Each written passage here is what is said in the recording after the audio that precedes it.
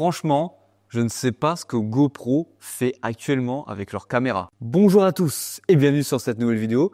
Ici, c'est Hugo et je vais venir te faire un petit retour sur la dernière petite GoPro Hero, le format compact que GoPro vient de nous sortir. C'est le format qui accompagne la dernière GoPro Hero Black. Allez, c'est parti, je te donne mon retour dessus.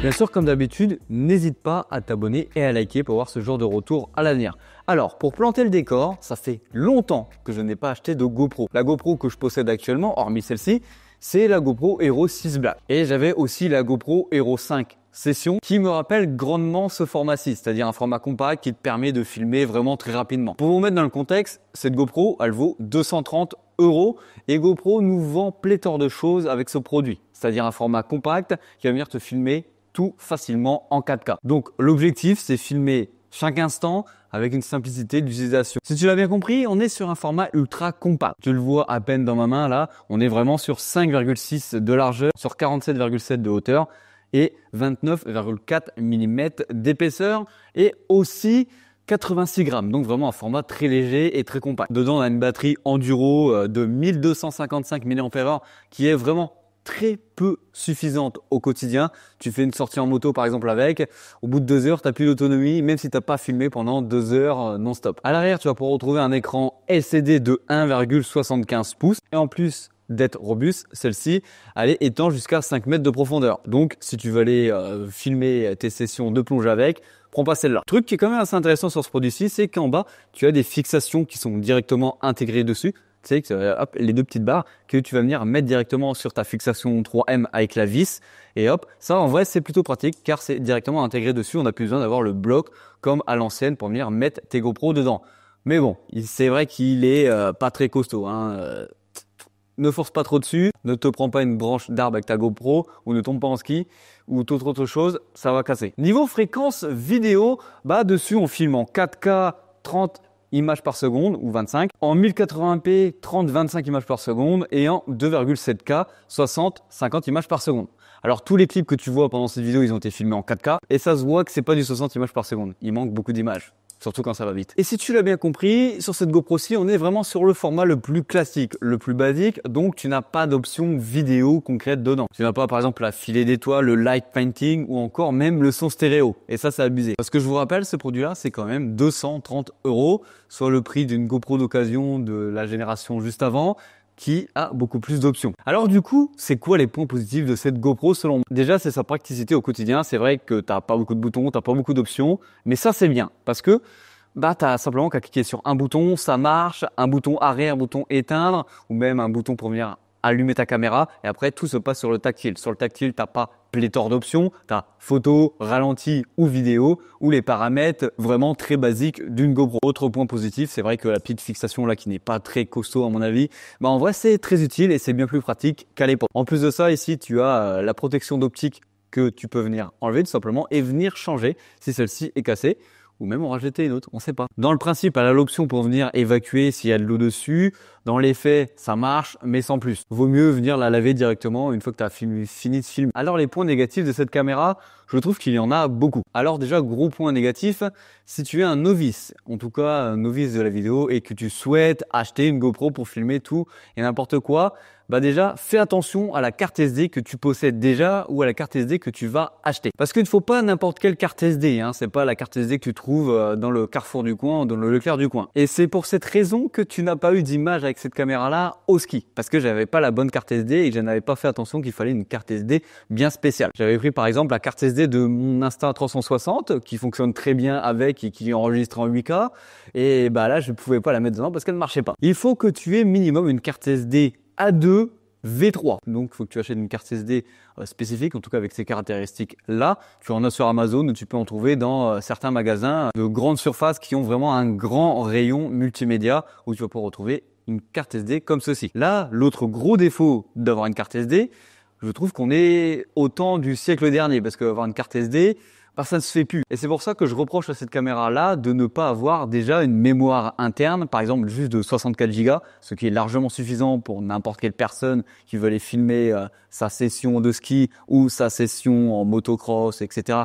Tout et n'importe quoi, 64 Go, ça suffit largement. Déjà avoir une mémoire interne, ça aurait été vraiment cool. Là où ça devient plus contraignant, je trouve, d'avoir une carte SD, c'est qu'actuellement les PC modernes, ou même les tours avec les nouveaux boîtiers, ne possèdent plus d'entrée carte SD. Parce que tout simplement, c'est une technologie de la guerre ZZ. Mais bon, ne t'inquiète pas, tu peux quand même extraire tes vidéos en type C directement sur ton PC si tu n'as pas de disposition pour venir mettre une carte SD dans celui-ci. Mais petite subtilité, c'est que ça ne marche pas avec des vidéos trop lourdes. Il faut que tu aies des vidéos qui fassent moins de 2 Go. Au-dessus de 2 Go, ta vidéo ne sera pas extraite. Tout simplement parce que le PC, il va te dire c'est un peu trop long là, le temps de téléchargement entre ton dispositif et moi-même, du coup j'abandonne. Donc si tu l'as compris, tu vas avoir un petit message d'erreur. Mais il y a une troisième possibilité pour venir télécharger tes vidéos que tu as enregistrées sur ta GoPro, c'est depuis l'application mobile, qui en soi, l'application mobile ne sert pas à grand chose pour cette caméra-ci, mais pour les autres caméras plus haut de gamme, comme la Aero Black classique, là ça sert vraiment à quelque chose. Elle sert simplement à avoir un retour vidéo si ta caméra est positionnée quelque part fixe pour venir activer l'enregistrement ou avoir un retour. Mais tu peux aussi venir voir tes vidéos depuis ton application et aussi les télécharger sur ton téléphone. Bon, aussi accessoirement, tu peux aussi les envoyer sur le cloud de GoPro, mais là c'est payant. Mais là aussi, il y a un petit problème. Quand tu viens extraire tes vidéos, ça te fait le même genre de message que tu peux avoir sur ton PC si la vidéo est trop lourde et trop longue. Donc la meilleure option reste encore la bonne vieille carte SD dont tu vas devoir trouver un PC capable d'encore utiliser ce genre de truc. Parce que même actuellement, tu pourrais te dire « Ouais, je prends la carte SD, je la fous dans mon téléphone ». Non, parce que sur les téléphones haut de gamme actuels, ça n'existe plus une carte SD parce qu'on a assez de stockage dans le téléphone où on utilise directement un cloud. L'autre gros point négatif pour moi, c'est la qualité vidéo qui n'est pas du tout au rendez-vous. Pour moi, elle a la même qualité que mon Hero 6 Black que j'ai encore actuellement, qui est sorti il y a longtemps quand même. Après, c'est vrai que ce format-là ne se vend pas en tant que la GoPro ultime, ultra performante. Je suis totalement d'accord avec toi. Mais niveau vidéo, c'est pas trop ça, je trouve. Je te laisse observer quelques clips supplémentaires sur le sujet.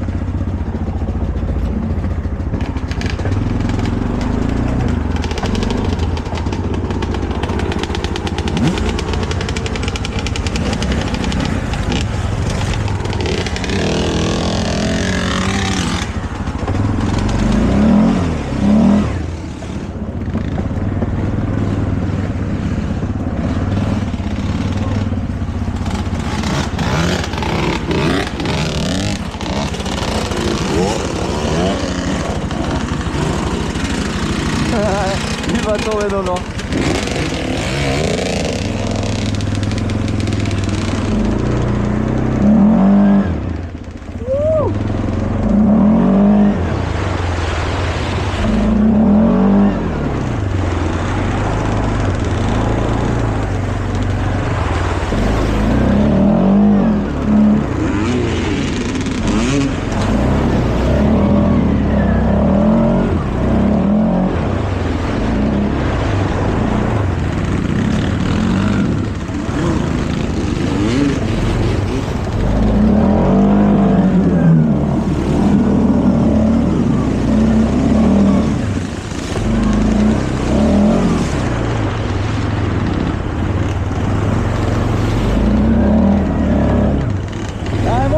T'as les chevaux.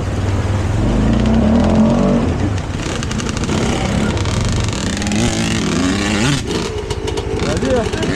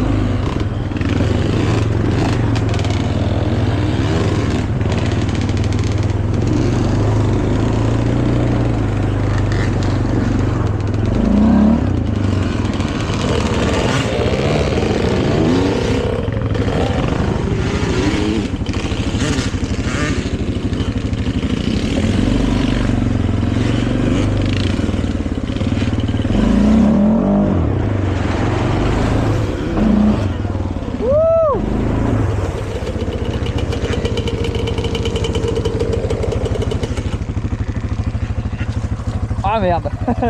Toi aussi. Pas trop profond, ça va.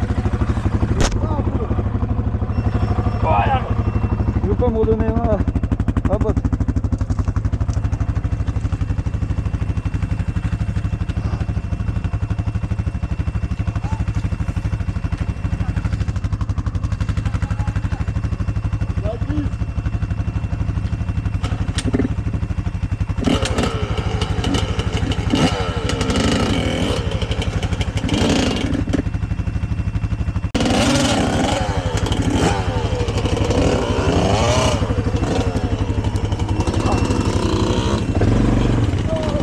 Ouh là là.